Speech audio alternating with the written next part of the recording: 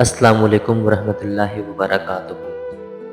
Welcome to my YouTube channel Maidan Mustafa official.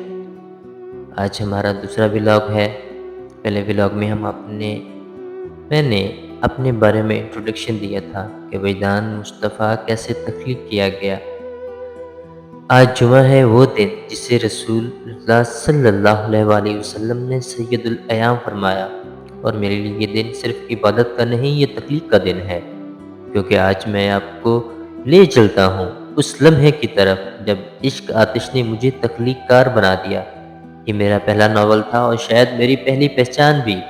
Novel عشق آتش از سعدیہ راجپوت۔ اس کے بعد انہوں نے کوئی ناول لکھا، کہتے ہیں یہ ان کی سچی کہانی تھی۔ میدان مصطفیٰ صرف ایک کردار نہیں، وہ میری ذات کا عکس ہے۔ جب میں نے پڑھنا شروع کیا تو میرے اندر ایک اضطراب تھا، ایک سوال: کیا میری خاموشی کسی اور کی آواز بن سکتی ہے؟ عشق آتش میں ملیحہ فاروقی کا درد، وجدان کی بے بسی اور ایک ایسا عشق جو صرف قربانی مانگتا ہے، یہ سب میری روح کی گواہی ہے۔ لوگوں نے کہا ملیحہ کا درد دل کو چیر دیتا ہے۔ کسی نے لکھا وجدان کی خاموشی میں ایک چیخ چھپی تھی، اور میں نے سوچا کیا واقعی میرے الفاظ کسی کے دل تک پہنچے ہیں؟ کاش ملیحہ نہ مرتی تو وجدان کا یہ حال نہ ہوتا۔ کاش ملیحہ کے والد اس رشتے کو قبول کر لیتے۔ کاش اس کے والد کے یہ الفاظ نہ ہوتے کہ میں اپنے کندھوں پہ اٹھا کر کے جا کر کے دفنا آؤں گا۔ کاش یہ وہ لائبریری میں ملے ہی نہ ہوتے۔ کاش وجدان لائبریری گیا ہی نہ ہوتا۔ کاش تو پھر کاش ہی رہتا ہے نا، کاش کب برا ہوتا ہے۔ تو شاید یہی درد، یہی محرومی اس ناول کو عشق آتش بنا گئی۔ یہی وہ لمحہ تھا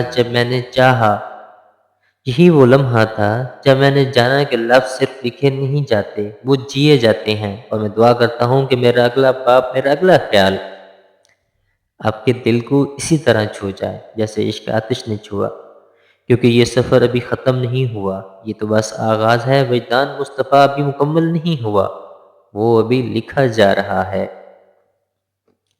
اور اب سب میرے ساتھ اس سفر میں شریک ہیں۔ شکریہ، آپ نے سنا، محسوس کیا اور ساتھ دیا۔ اللہ اب کو سلامت رکھے اور میرے الفاظ کو زندگی عطا فرمائے۔ اور اب سب سے گزارش ہے، میرا YouTube channel Maidan Mustafa official ضرور سبسکرائب کریے گا، کیونکہ آپ کو یہاں پہ ڈیلی بیس پہ 4 ویڈیوز ملنے والی ہیں، ایک اسلامک حدیث شارٹ اور 3 ناول سے ریلیٹڈ، ایک ناول شارٹ دن 1 بجے اور رات میں 9 بجے ایک نئے ناول کا انٹروڈکشن، اور اس کے علاوہ ایک ایپیسوڈ ناول جنت کے پتے از نمرہ احمد سے۔